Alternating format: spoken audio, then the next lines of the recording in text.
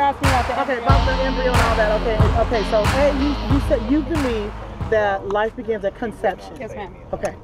So, and that's great. That's what the embryology textbook. That's the scientific fact. But is that what you believe? We believe the facts of science. Yeah. Okay, but that's what you We believe. believe the scientific facts. Okay, and you believe from conception, all of it is life. So if you were to become pregnant, as soon as that little stick turns, what would you say?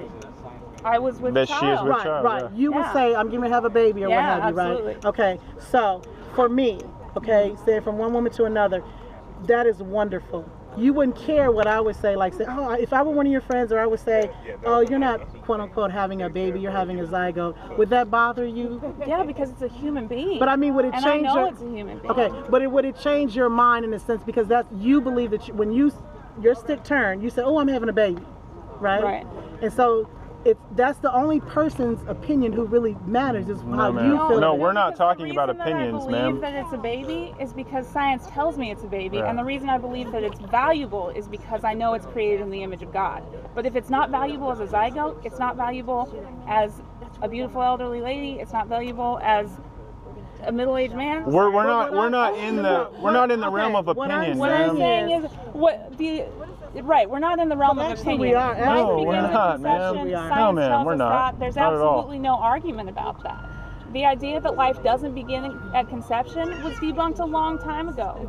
The scholars who are pro-choice, I just don't feel eggs are people. The people who are... We don't either. I don't either. Fertilized eggs are people. Once it becomes 46 chromosomes. You're a fertilized egg, ma'am. Eggs are not people. But that's look. An unfertilized egg is not eggs. I don't think eggs are people. But that's we don't either, ma'am. Because neither do we. We agree. Pro-choice will tell you that life begins at conception. They know it to be true. But I don't. You're right. But I don't. You're saying you don't believe science. No. I do believe science. No, you don't. You just said you didn't. Yes, you just said you didn't. I said right. I'm not saying I don't believe science. For me, eggs are not people. I know. They're not for us either, ma'am. Ma'am, you're not listening. You're not listening. To get pregnant, just like you said, oh, I'm having a baby.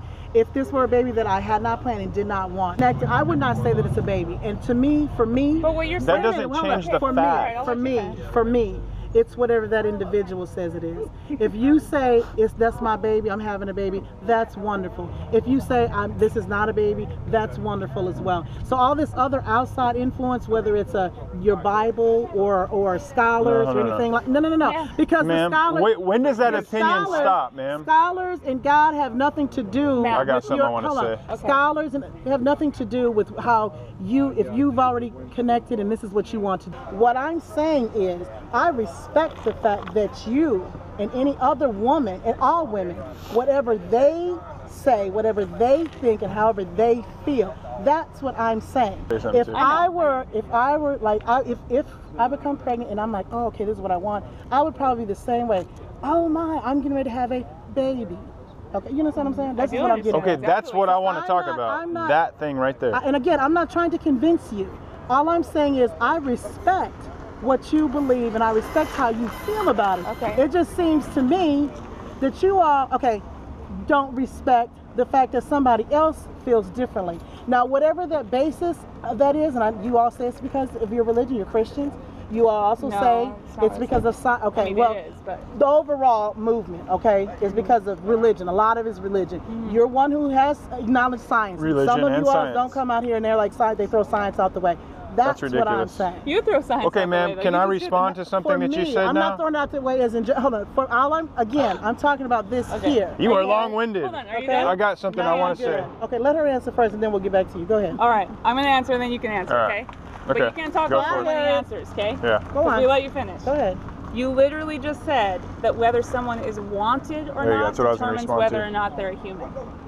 And so what I want to ask. Yes, you did. You said if I want to be pregnant, you did say if I want a baby, then I should celebrate it and call it a baby. But if I don't, then it's not a baby. Hold on. Don't talk yet. Don't talk. Please. To add on to that. Go ahead. A child determines whether it is a child or not. Now, just the same thought. To add on to that, take it one step further. When does it cease to be a matter of opinion? At what point when you're like, no longer right now, if I don't want it, it's not a child. If I do want it, it is a child.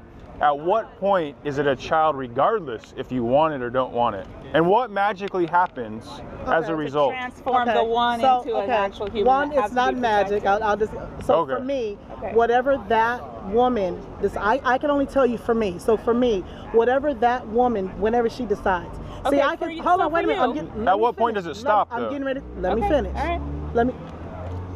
Okay. No, at what point is it not the individual? It's the individual. So what I'm saying is, for me, I am for abortion no matter what. Okay. You can't pick a side. Now that's the only thing that I will agree with you all. You all are like, you're like fuck rape, fuck fetal anomalies. You all are for it, and that's how I am. A woman should be able to get an abortion from whatever day 0.5 up until whenever. Okay. Hold on. Does that include post-birth? I'm getting ready to. So. All right. And I stand by that woman's decision to do that, whether or not it's something that I would do. Now, that may not be what I would do up until 8-9 months or what have you. But if you're going to be for it, you're going to be. I am for it. Okay. Number one, let me finish. Now, going back to when is this like a magic? For me, it's when if I don't want it, I don't want it. Does that That's count for me. when they're We're talking about post-birth as well, no, man. I'm not talking about post-birth. I know. We are including that, man. So I'm not talking about being? What turns it into a human being? What magically happens? For me, and again, for me, and this is each individual person, I'm not going to define for you. Okay? You don't for have me. to. But that's what you The law. No, you all want to define for everybody else. No. Yes, you do. Ma'am. Yes, Hold on. You want to define it, and you want to push that on everybody. You have people who are anti-science. I'm not anti-science. No, you are. Yeah, you are actually. Right now, you are being anti-science. I love science fiction. No, trust me. science fiction. I love science fiction. Well, we know you love science. We know you like science fiction because you believe that like wantedness actually makes somebody a human. That is science fiction, man. Okay. So what if I decide for me, gravity doesn't have to hold me to the ground anymore? I've decided that gravity is not my thing. That's science fiction. But whatever. I may laugh at you and be like, well, but that's you. You should laugh at yourself, man. But that's you. It's foolish because it's something that the masses can't get around. No, ma'am. That doesn't determine gravity's holding you or not. Life begins at birth and breath. It even says so in your little book. Ma'am, that's ridiculous. No, it doesn't, ma'am. It says, I formed you, and guys, this is about you. Adam was not born, when I breathed life into you. That's when he gave him a spirit. That's some dictionary. Knitting things, people together. That's. Don't be so woodenly literal. Don't be so woodenly literal. You know that means creation. No. You know then why didn't he just say creation? Ma'am, have you ever listened to it? Ma'am, have you ever listened to music where they use poetic language to describe actual things? The Bible is literary. It has literary genres, apocalyptic, historical narratives, it has poems. Ma'am, anyways, we're totally off subject of what we were trying to stick to. Come on, man. You said it was an opinion, and you're only dealing in the realm of pre-birth. Right. That it's an opinion. I'm asking you, at what point and why does opinion no longer matter and it becomes a matter of scientific fact, regardless if the mother wants the child or not? That's the question. You know it's still a child on birth, right? Day one? Is that what you affirm? That's a real child. Okay, so if she decided, I don't want this child. Hold on. If she decided, I don't want this child, that child right there walking around, a real child. Does this little girl not become a non-human? But that's a real child, the real regardless of whether. Why not? Why is that the case? Hold on. Why is it the case in the womb but not outside the womb? Because that is real. Why is it real outside the womb and not inside? It's outside. It's been birth. It's been birth, honey.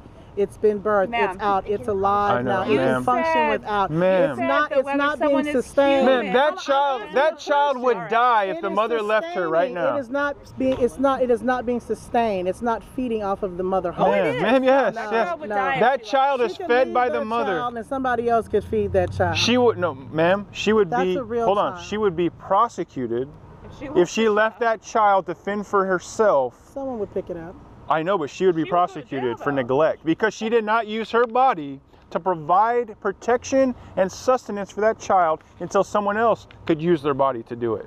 Right. But somebody's got to use their body. If a mother has a newborn baby, at minimum, she must use her formula. At minimum, no, I'm not talking about breastfeeding. At minimum, she must use her body to pick up the phone, call somebody, come get my child, and she has to make sure that child's protected until someone else's body arrives to protect that child. If she doesn't do it, she will be prosecuted for neglect, for not using her body to care for that child. And that argument is a good one, and I would disagree with that. Not with your statement, but as far as a woman being prosecuted for that. She would, right? Because our law says what we can and cannot do with our bodies. You cannot drive drunk in a car without breaking the law. So you are bodily autonomy. Absolute bodily autonomy is a myth. It does not exist. Oh, but it does. No, it doesn't, ma'am. Yes, it does. Ma'am, are you glad there's laws against driving drunk? I am. Okay, so that limits our bodily autonomy. Quote unquote. Does that limit our bodily autonomy? Yes or no? That's not. Well, you know, that's a good argument too. But that's in real life. That's not. So wait, does it? Bodily autonomy. The law does not say that you cannot drive. Sure, I know. And it does not say you cannot drink. But we know that if someone who is drinking under the influence, that's might be a harm to someone else's body. Harmful. It's not a might. That is harmful. No, I know. So that is a harm. When our bodies begin to interfere with the bodies of others in a dangerous way, that's where our bodily autonomy is limited. Right. So, ma'am, if I say I was a woman and I was pregnant, I was coming in here bringing my body and another body, and I was using my body to pay another body $620 or whatever they charge here to murder another body. $450. That's the same thing as me driving drunk and putting other bodies in danger. It is too, ma'am. Yes, that's it is. That's a good argument, but it's not the same, honey. Ma'am, it is not. You've said 3 times it's a good argument, and you have not refuted any of them. It is a good argument. Your refutation is it's not the same. It's not Your the refutation same. is, but I don't agree. You cannot say that driving drunk, okay? Because again, that's a choice.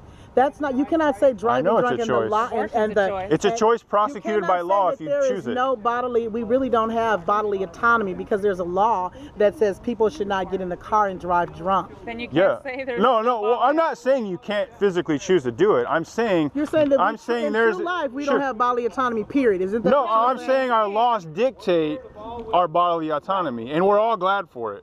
You are glad that I can't like beat you up right here. I'm glad you can't beat me up. Try. No, I'm just saying. I'm using an example. I'm glad you're not allowed to spit on me or punch me. I'm glad you're not allowed to like pepper spray me right now. Okay, good. I'm just saying. You could do that. Here's the thing. I know I could, and so could you. Right. But we would be prosecuted. Right. It's a criminal activity to do that. Right. And we want the murder of children by another body to be criminally prosecuted as well, because we think that the law should provide equal protection for all human beings, not just some based upon characteristics that they have or do not have, like the color of their skin, or their location, or their size, or their level of development, or dependence upon another.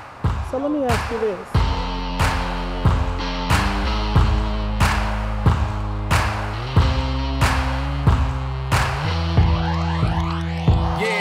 Them creative forces that forge from dust an entire species. Native forces surge from mucking my plea.